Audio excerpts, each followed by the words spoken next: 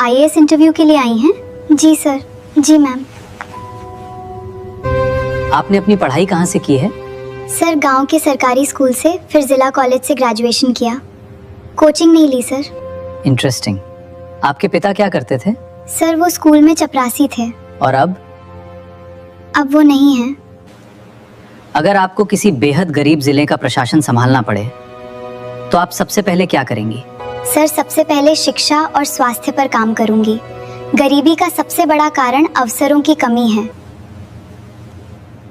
आप खुद एक बेहद गरीब परिवार से हैं। अगर आपको इतनी बड़ी पोस्ट मिल गई तो क्या आप बदल जाएंगी? सर गरीबी इंसान की सोच नहीं बदलती, वो सिर्फ उसके हालात बताती है। आपकी सबसे बड़ी ताकत क्या है? हार ना मानना। और सबसे बड़ी कमजोरी मेरी माँ। मतलब? अगर माँ रोती है तो मैं मजबूत नहीं रह पाती।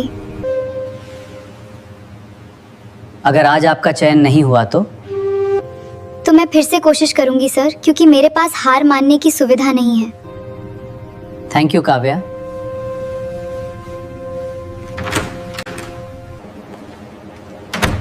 इतनी जल्दी खत्म? लगता है बाहर कर दिया।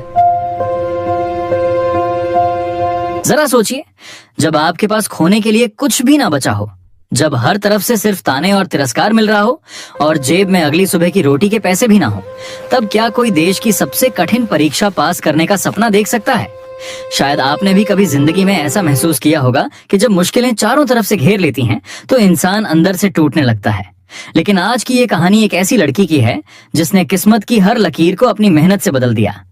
एक ऐसी लड़की जिसके कपड़े भले ही पुराने और फटे थे, लेकिन उसकी सोच इतनी अमीर थी कि देश के सबसे बड़े अधिकारियों को भी उसके सामने सिर झुकाना पड़ा। अगर आपको ऐसी कहानियां पसंद हैं तो वीडियो को लाइक करें और कमेंट में बताएं कि अगर आप इस स्थिति में होते तो क्या करते। सुबह का समय था। सर्द हवा धीरे धीरे पूरे गांव में फैल रही थी। कच्चे घरों के बीच से उठता धुआं बता रहा था कि लोग अपने घरों की शुरुआत कर चुके हैं। उसी गांव के आखिरी छोर पर मिट्टी और टिन से बना एक छोटा सा घर था, जहां काव्या अपनी माँ के साथ रहती थी। काव्या की उम्र लगभग 23 साल थी। चेहरे पर मासूमियत, आंखों में बड़े सपने और हाथों में मेहनत की लकीरें साफ दिखाई देती थीं।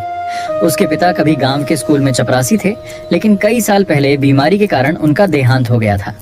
घर की जिम्मेदारी उसकी माँ पर आ गई थी, जो लोगों के घरों में बर्तन मांजकर किसी तरह घर चलाती थी। एक दिन काव्या अपने कमरे में बैठी थी और उसके सामने लकड़ी की टूटी मेज पर एक एडमिट कार्ड रखा था। वह बार बार उसे देखे जा रही थी।